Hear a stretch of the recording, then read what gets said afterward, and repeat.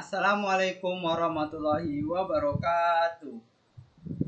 Perkenalkan, nama saya Muhammad Hamdani dengan NIM 22030109 dari Prodi Bahasa dan Sastra Indonesia angkatan 2022 kelas O2.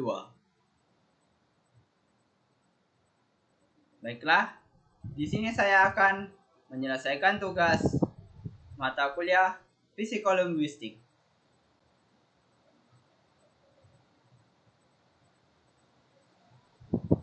Ada beberapa faktor yang saya ketemui.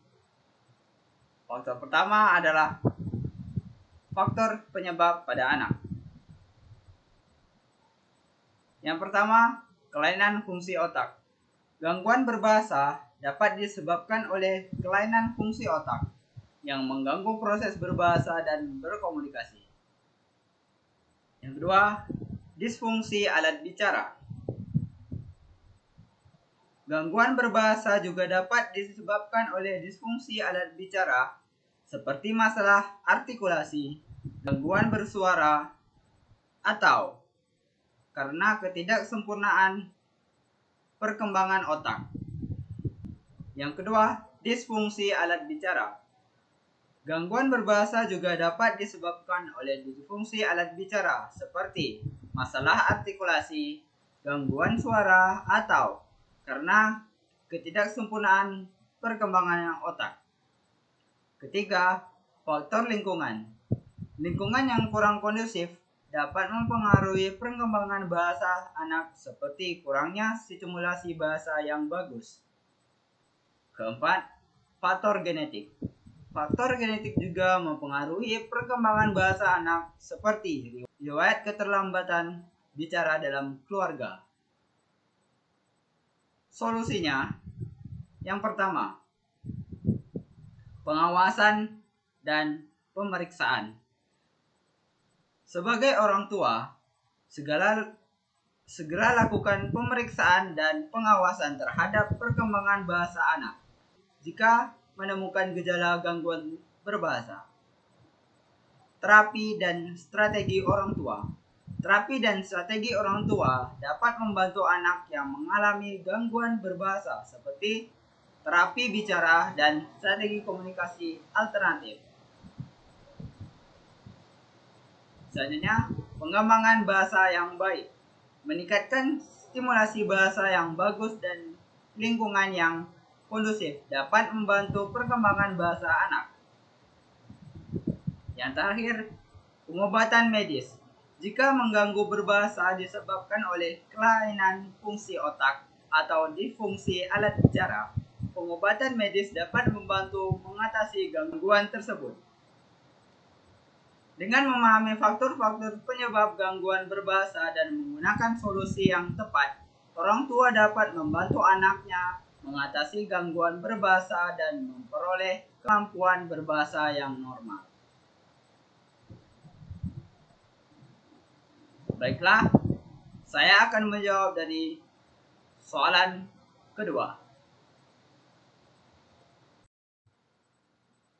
Baiklah, saya akan menjawab dari pertanyaan kedua.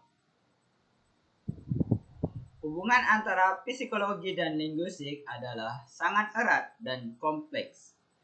Psikologi dan linguistik adalah dua disiplin ilmu yang saling berkaitan dalam penelitian dan analisis bahasa.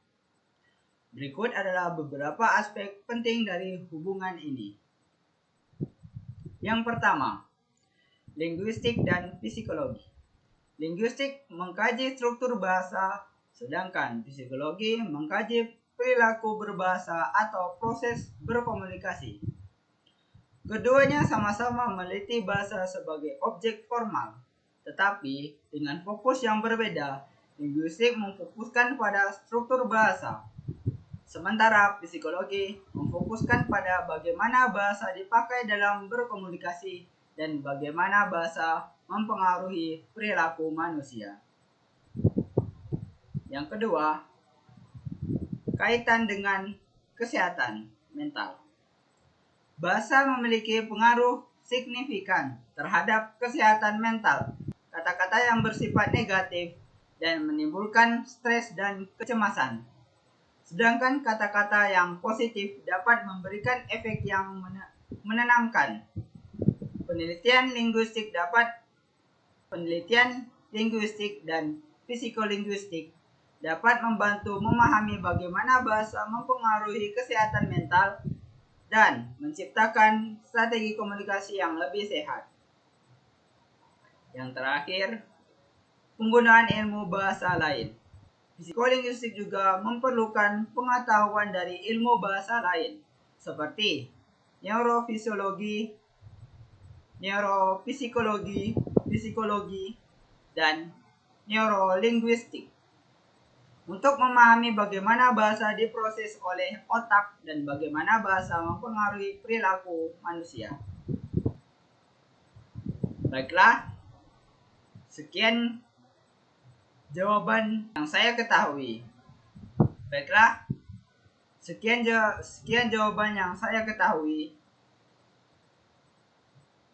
Jika ada kesalahan, saya mohon maaf. Saya akhiri dengan wassalamualaikum warahmatullahi wabarakatuh.